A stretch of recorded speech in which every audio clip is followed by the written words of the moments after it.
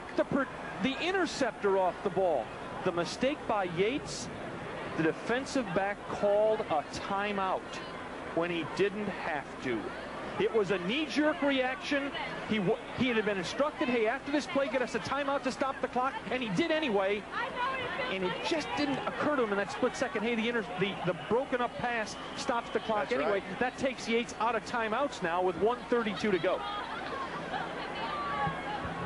So it'll be 4th down at the 14-yard line.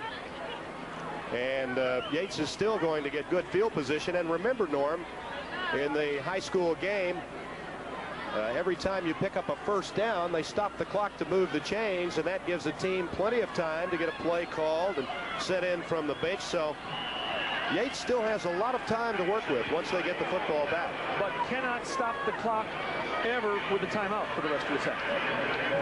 Hill at the 3-yard line. He needs a good kick. It's now angling left, and it takes a Yates bounce, and Permian downs the ball at the 38-yard line. The ball was punched back in the other end of the field, but it was touched by an Odessa Permian player at the 38-yard line. Here, one more thing that worked slightly against Yates there. That ball, once it's just tapped, can be picked up still by the receiving team and run. The fact that it was not picked up and was allowed to roll dead, look at the amount of time went off the clock. 15 seconds for the punt. 15. So 1:17 to go second quarter, but nevertheless, Yates has great field position at the 38-yard line of Odessa Permian.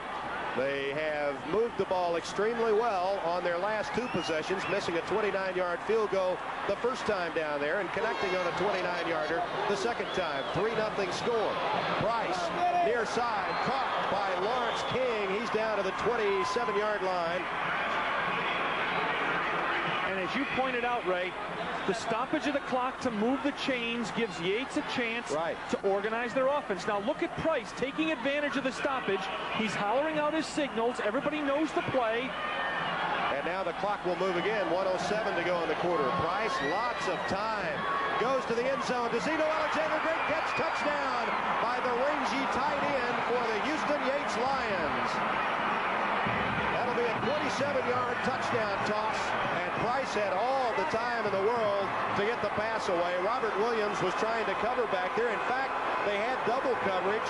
They had the nickel defense in there, Anderson and Williams, but Zeno Alexander, the rangy tight end who is basically interchangeable with wide receiver and tight end, was split out that time, and he comes up with a catch.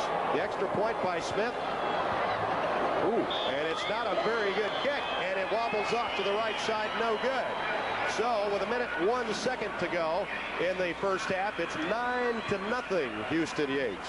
This young man, Zeno Alexander for Houston Yates, is a 6'2", 212-pound tight end, and look at the athletic ability of Alexander. That ball was nothing against Charles Price, not exactly perfectly thrown. Alexander had to come back and catch a ball that was back over his outside shoulder while he's backpedaling with 2 people on him.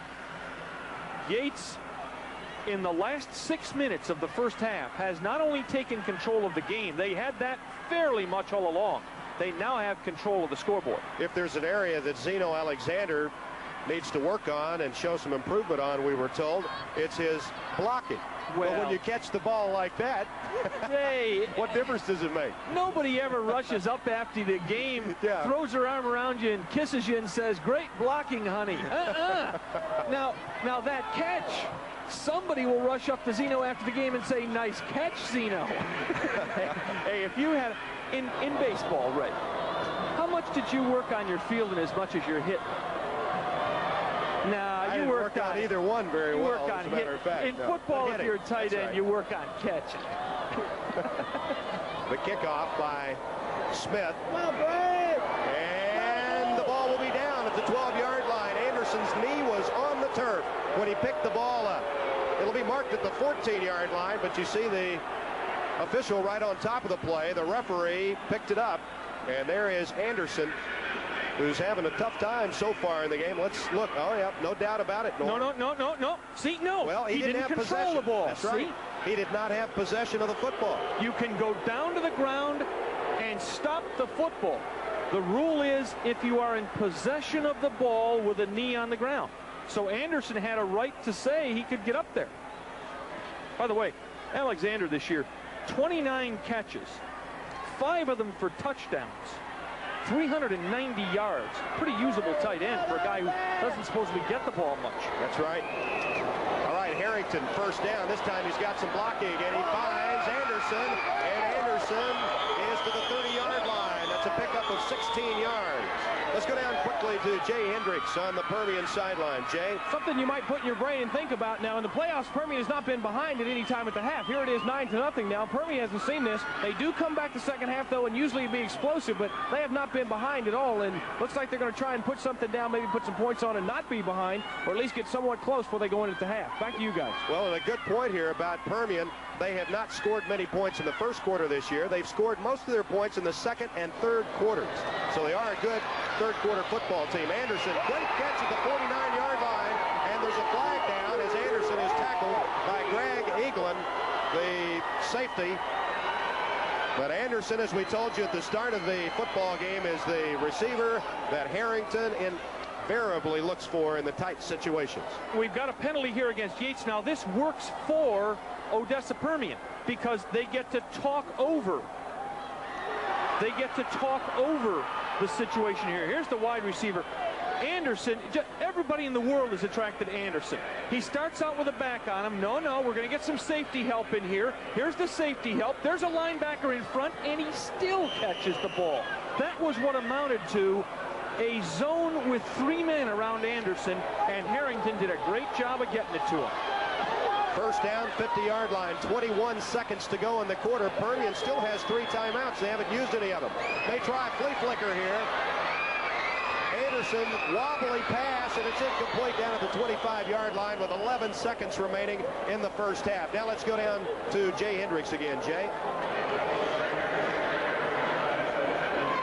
Team that a lot of people see. They're now moving the ball. The defense is giving, or the offensive line is giving them some time to throw, and you'll see Greg Anderson making some catches. There they try the flea flicker. They'll work it once or twice. Just wait. Greg Anderson's going to show you some stuff. All right?